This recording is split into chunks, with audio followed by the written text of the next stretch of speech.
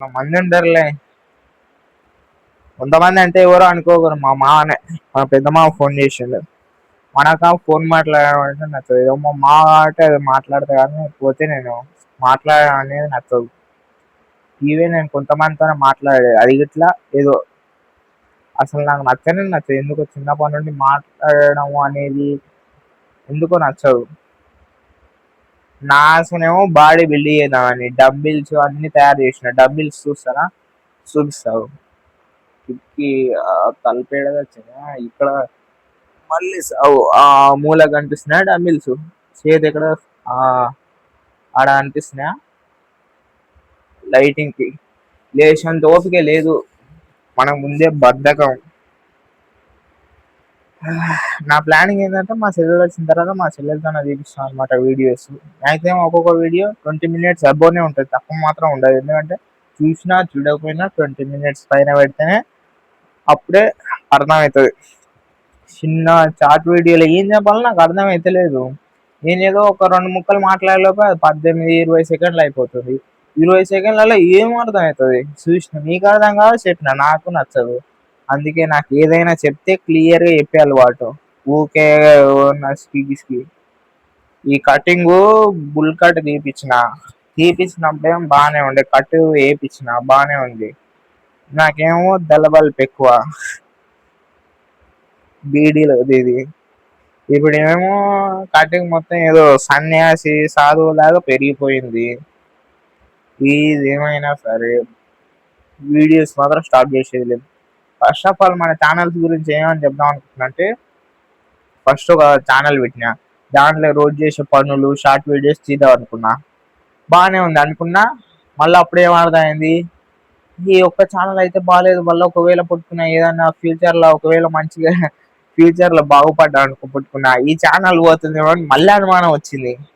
అరే ఇట్లయితే బాగా ఇంకొకటి క్రియేట్ చేద్దామని క్రియేట్ చేసిన. మళ్ళీ అది క్రియేట్ చేసి అన్ని క్రియేట్ చేసిన.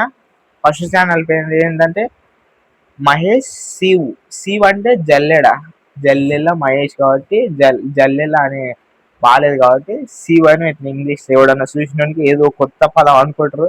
ఎవడు ఇటుకెళ్ళి ఎవడు చూడడు కాబట్టి మీనింగ్ వేసుకుంటారు కాబట్టి అందుకని. రెండు ఏంటంటే శివ్ మహేష్ ఫస్ట్, మహేష్ శివ అనేది సెకండ్ ఛానల్ అనమాట. దాని తర్వాత ఏం ఆలోచన వచ్చింది, అరే రోజు చేసే పనులే నాకు ఏమన్నా ఇన్ఫర్మేషన్ ఇట్లా చెప్పొచ్చు కదా వాళ్ళకు వీళ్ళకు. అవునబ్బా అని మళ్ళీ ఆలోచన వచ్చింది. ఆలోచన వచ్చిన తర్వాత ఏం చేసిన, మళ్ళీ ఇంకొక ఛానల్ క్రియేట్ చేసిన, మహేష్ బ్రో ఇన్ఫర్మేషన్ అని మళ్ళీ ఇంకొకటి క్రియేట్ చేసిన. అమ్మ మళ్ళీ ఏమన్నా ఆలోచించింది, 3 ఛానల్ అయినాయి తీస్తామా తీయమా అని ఫస్ట్ షార్ట్ వీడియోస్ అవి తీసిన. నా బొంద రీచ్ వస్తలేదు, ఎన్ని 1000 వ్యూసే వస్తున్నాయి. అలా ఏం చెప్తున్నా నాకు అర్థమైంది. వాడిని ఫస్ట్ లో 1 గంట సేపటి దాకా ఉరుకుతున్నాయి, దెబ్బ దెబ్బ దెబ్బ వ్యూస్ వస్తున్నాయి, తర్వాత వస్తలేవు. ఏహే నీ అమ్మ ఎట్లాగా అని ఇంకా ఇక్క మన గురించి తెలిసి మనం ఒక్కసారి ఏదైనా మొదలు పెట్టాలనుకుంటే మళ్ళీ దాన్ని అంతం చేసినా విడిచిపెట్టాం, అది ఎంత కష్టమైనా సరే. ఇప్పుడు మీకు అర్థం కాకపోవచ్చు నేనేం చెప్తున్నా, నా మాటలని డైలీ నా వీడియోస్ చూసేవాళ్ళు ఉంటే చూడురి, మీరు సబ్స్క్రైబ్ చేసుకోమని నేను అడగాను. చూడురు ఓన్లీ వీడియోస్ చూడు, ఏం చేయొద్దు. ఒక 10 వీడియోస్ చూడురి, తర్వాత నేనేంటి, నా క్యారెక్టర్ ఏంటి, నా గుణం ఏంటి అన్ని మొత్తం అర్థం అయిపోతుంది సింపుల్గా. మీకు ఫస్ట్గా చూస్తుంది అర్థం కాదు, నేను ఏం చెప్తున్నాను ఇట్లా అర్థం కాదు. వీడియోస్ ఏడేంది లైటింగ్ లేకుండా ఎట్లా పడితే అట్లా ఇస్తుండు ఏంది అని అనుకుంటారు. అట్లా ఇంకా మన సోకులు అవన్నీ ఏమి ఉండవు, ఏదో నార్మల్గా. ఈ అమ్మ లైటింగ్ ఎవరు రాన్ చేసింది బొచ్చు పెద్ద, మనం ఏదో యూట్యూబర్ అన్నట్టు. నీళ్ళ అని వచ్చిన, నీళ్ళ బిందె. ఫ్యూచర్లో ఈ బిందె ఇలాంటివి మీరు చూసి తర్వాత హెచ్చరిస్తారేమో. మీరు నమ్మకపోతే 2030 వరకు ఇటుకెళ్ళ సరౌండింగ్స్ లా మాది ఏడని ఇప్పుడు చెప్తా, నీళ్ళు అయిన తర్వాత మా ఏరియా ఏదనేది.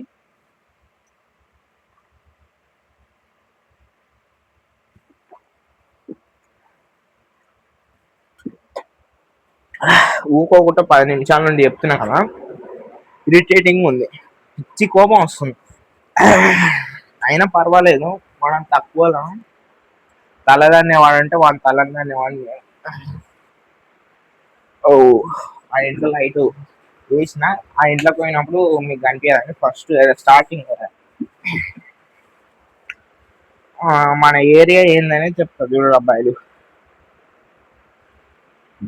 మన వచ్చేసి డిస్ట్రిక్ట్ నాగర్ కర్నూలు అచ్చంపేట, అది మండల్ కాదు. అచ్చంపేట నుండి సౌటపల్లి వస్తుంది. సౌటపల్లి దాటినాక బాణాల మాది. మా మండల్ బల్మూరు. మనం చదివింది ఫస్ట్ ఇయర్ అయిపోయింది. ఎగ్జామ్స్ రాసిన నిన్నమననే ఎగ్జామ్స్ రాసి వచ్చిన. ఏం రాసినో నాకు తెలియదు, అది దిద్దేటోనికి తెలియదు. దాదాపుగా 15 నుండి 16 పేపర్లు నింపి వచ్చిన. సాంస్క్రిప్ట్ ఒక్కటి 8దో 9దో పేపర్ నింపిన. పోతే అది ఒక్కటి పోవచ్చు. రిజల్ట్ రోజు ఇట్లా చూపిస్తా. ఏం భయం అనేది అనిపిస్తుంది. ఎందుకంటే చదువుకున్నవి జాబ్ చేయాలని ఇంతకుముందు ఉండే, గట్టిగా చదవాలని. చిన్నప్పటి నుండి 9th క్లాస్ దాకా చదివి ఏం చదివినో నాకు గుర్తులేదు. దోస్తులతో తిరుగుడు, ఆట ఆడు అదే ఉండేది. 9th తర్వాత 9th స్టార్ట్ అయింది. 9th ఇంకా మెల్లమెల్లగా మా ఊళ్ళోనే బాణాలనే 9th జాయిన్ అయిన తర్వాత మెల్లగా ఇంకా తెలుగు అస్సలు రాకపోయేది. నేను తెలుగు 9 ఇయర్లో తెలుగు చదవనికి రాకపోయే, అలే రాకపోయేది. ఓన్లీ ఏబిసిడీలే 9th క్లాస్ దాకా. ఏది రాదు. ఏదో గుడ్డోని తిక్కలోని ఏం చదివినా నాకు గుర్తు తెలియదు. అంటే గుర్తుంది చదువు విషయంలో ఏందో వాళ్ళు లేపేది, బ్యాక్ బెంచ్ మనం అనమాట. వాళ్ళు లేపేది, క్లాస్ విద్య తీసేది, నన్ను గాడిదల కాసుకో, బర్ల కాసుకో, నువ్వు ఏం చదవలేవు, బాగుపడలేవు. ఇంకా తెలిసింది ప్రతి స్కూల్లో ఓ 2-3 ఉంటారు. అనొద్దు కానీ బ్యాడ్ వర్డ్స్ తల అనేవాళ్ళు. అలా తెలియదుగా మనం వాళ్ళ తల మీద అనేటోళ్ళం అని, వాళ్ళకన్నా మించిన మునగాళ్ళం అని. ఫ్యూచర్ లో ఏదో ఒక రోజు మంచి పొజిషన్ పోయి నన్ను వాళ్ళందరి మీద ఏంటి తన్నట్టు చూపిద్దాం అన్నట్టుగా నేను చేస్తున్నాను అనమాట. దళ లేదంటే బీడిలోది, వక్కలోది అనేది నాకు మెయిన్ గా అనే వర్డ్స్ అనమాట. బాగా అలవాటు. పోపుల డబ్బా అనేది ఇంకా ఎక్కువ. ఎప్పుడంటే ఏదో 9th క్లాస్ లో అనుకుంటే ఎండాకాలంలా ఏం చేసిన అంటే, ఇప్పుడు మనం ఏదో అంటారు ఇట్లా 3 1 2 3 4 5 6 ఇట్లా ఒకటి బాక్స్ లాగా ఉంటది. దాన్ని ఇట్లా లోపేస్తారు చూడు, ఫోన్లో ఆడతారు చూడు. మనకు 6 పాయింట్లు పడితే ఒకటి ఎక్కుతుంది. ఇట్లా టిక్ టిక్ టిక్ టిక్ అనే సప్పుడు వస్తుంది. ఏదో ఉండే అలా ఆడుతుంటే ఆపోజిట్ వాడు ఏం చేసినంటే నన్ను ఎక్కినాయి 3 ఎక్కితే చంపిండాడు. 3 4 ఎక్కినాయి. అయితే ఆడు ఒక్కటే మిగిలింది. ఈ అమ్మ అన్ని చంపినా అని ఇంకా నేనేమనలే.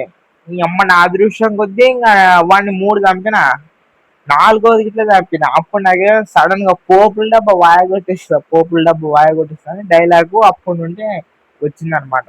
అప్పటి నుండి పోపుల డబ్బా అని ఇంకా మొదలు పెట్టినా అనమాట. ఇప్పటి నుండి కంటిన్యూస్ గా మా అమ్మ మా ఆయన ఏం లేదు. ఇంతకుముందు అంటే మా వాళ్ళ భయపడ్డాను. అంటే భయపడడం అంటే ఏమనుకుంటారో ఏమమ్మా ఎట్లా అని. ఇంట్లో కొన్ని పరిస్థితులు బాగాలేవు, అయినా కానీ తీసుకుని. ఎందుకు పరిస్థితులు బాగాలేవు అంటే మా ఇంట్లో బంగారం పోయింది అనమాట. ఇంకా అది ఏదనేది దాని గురించి డీటెయిల్ నాకు చెప్తే ఓపిక లేదు. ఓపిక ఉంది కానీ చెప్పకూడదు, చెప్పట్లేదు. ఊరుకోకుండా మాట్లాడుతున్నా, ఏదో క్లాస్ వీక్తున్నా అనుకోవచ్చు. నా వీడియో నాకు తెలిసి నేను తప్పితే ఎవడు చూడడు, ఉన్నమాట చెప్తున్నా. ఇంతకుముందు ఒక వీడియో తీసిన, మైక్ కొన్నది. మైకు క్లారిటీగా అనిపిస్తలేదా? ఈ మెడకు చూసినావా, ఇదే అమ్మాయి బ్యాక్ సైడ్. అమ్మాయి అని బ్యాడ్ బాయ్ అనుకున్నారు, గుడ్ బాయ్ నేను. మీ అందరిలాగా కాదు. అంటే బ్యాడ్ అంటే ఆ అమ్మాయిల విషయంలో మరి అందరిలాగా కాదనమాట. నేను ఎవరిని ఇట్లా గబ్బు మాటలు అసలు అనను. ఎందుకంటే మ్యాక్సిమం నేను ఎవరిని ఏం మాట్లాడాను, ఏం అనను. నన్ను ఇవ్వడానికి గెలికి రచ్చరచ చేసి ఫస్ట్ ఏమన్నా ఏమన్నాను, తర్వాత వాడు మళ్ళీ 2వసారి వస్తే అప్పుడు అంట. కొన్ని సందర్భాలలో 3 సార్లు గిట్లా ఊపుకున్న సందర్భాలు ఇట్లా ఉన్నాయి. ఎన్నో సిచ్యువేషన్స్ ఫేస్ చేసి విసిగిపోయి నా మెదడు నా మైండ్ సెట్ మొత్తం దొబ్బింది. నేనేందో నా వీడియోస్ ఏందో నాకే తెలియదు. ఏం తీస్తాను ఏందో ఎంతసేపు అని ఉండదు, ఏది ఉండదు, తీసిడి ఉంటుంది. అందుకే నేను బ్యాక్గ్రౌండ్ సౌండ్ మ్యూజిక్ అనేది ఏం లేదు. మైక్ కొన్నావా, ఇలా నాయిస్ క్యాన్సిలైజేషన్ ఉందన్నాడు వాడు. నాయిస్ వస్తుంది చుట్టుపక్కల మొత్తం మీకు స్పీకర్ సప్పుడు ఫ్యాన్ సప్పుడు వస్తూనే ఉంటుంది. మా కోళ్ళు గంపెందుకు అంటే కోళ్ళు ఓ కోడింది మాకు పిల్లలు చేసింది అది 6 పిల్లల. ఈ అమ్మ 10th క్లాస్ బ్యాచ్ కొడుకులు, ఈ 10th క్లాస్ బ్యాచ్ కొడుకులు గ్రూప్ క్రియేట్ చేసి అల్లా గబ్బు గబ్బు ఏది పడితే అది పంపిస్తూనే ఉంటారు. జాతి మొత్తం నాశనంగానికి ఇవ్వడానికి ఉంటారు. అంటే ఫ్రెండ్స్ గాళ్ళే మనం సంఖ కొడతానికి మొత్తం మన జీవితం సగం నాశనంగానికి. ఉన్నది 4 దోస్తులు ఉంటే అందులో ఒక్కడో పత్తిగాడు ఉంటాడు, తను ముగ్గురు మంచి మేధావులు ఘనకార్యాలు ఘనకార్య గుణవంతులు ఉంటారు. ఘనకార్యాలు అంటే ఏదో చేయరు, మరి ఇంకా మనం ఏదన్నా మంచి మాటలు చెప్తే ఏదన్నా మంచి పని చేస్తే అట్లా వద్దురా అంటే ఇంకా నువ్వు పత్తి లేకపోతే నువ్వు ఆయితీ లేకపోతే నువ్వు గొప్ప అది నన్ను ఇట్లా అన్నారు. నాకు ఫ్రెండ్స్ లేడు, నాకున్న ఫ్రెండ్ గణేష్, వాడి పేరు గణేష్, మా నాయన పేరు గణేష్. ఇంకేవాడయా ఇంకేం ఫ్రెండ్స్ లేదు, ఏం లేరు. 10th క్లాస్ అంటే అంత పరిచయం అంటే ఏదో మా నార్మల్ క్లాస్లో. నాకు అర్థంగా దరిద్రం ఏంటంటే నా 10th క్లాస్లో నాకు మ్యాథ్స్ రాదు. మా మ్యాథ్స్ సార్ నా లోపల ఏం నచ్చిందో, నువ్వు మ్యాథ్స్ చేస్తావు రాయగలుగుతావు అని మ్యాథ్స్ చెప్పి నన్ను బలవంతంగా మ్యాథ్స్ నేర్పించిండు. నా 10th అయిపోయినాక సీఈసో లేకపోతే 10th తర్వాత చదవకూడదు అంటే చదువుదాం అనుకున్నా. ఏదో మామూలుగా ఏదో పిల్ల పచ్చేలాగా ఇంకా ఏదో అంతంత చదువుదాం అనుకున్నా. మీ అమ్మ సంఖ్యనకపోయిన పని చేసిండు, మ్యాథ్స్ నేర్పించిండు. నాగా జర్ర వచ్చింది. ఈ అమ్మ బాగుంది రా మ్యాథ్స్ సింపుల్ గానే ఉందని ఇంకా 10th లో ఇంకా అట్లో ఇట్లో పాస్ అయినాం. చిట్టీలే పెట్టినాం అనుకో మనం అంత చదువుతాం. ఇప్పుడు 10th లో 9th లో బాగా గట్టిగా పట్టినాం అనమాట.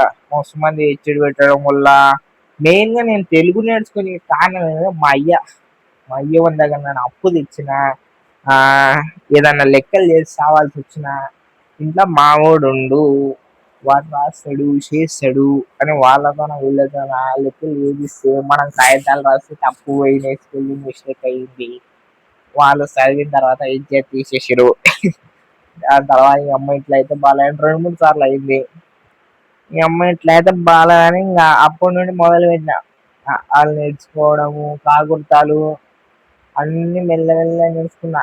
9th దాకా వాళ్ళు వచ్చేది అల్లసంగ్ రాక చదవనికే పదాలే గుర్తుపట్టినకి రాకపోయేది.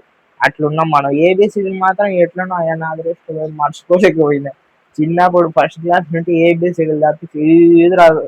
4th క్లాస్ వచ్చినాక కొన్ని వాళ్ళు ఎవరు మేడం ఫస్ట్ నాడు చదివిపించింది రాపించింది ఏది చేయలేదు, ఇజ్జత్ పోయింది. మళ్ళీ నేను ఆ దరిద్రం కొద్ది మా చెల్లెలు నేను 4th క్లాస్ సేమ్ క్లాస్ ఉన్నావు, నేను 8th జంప్ చేసిన.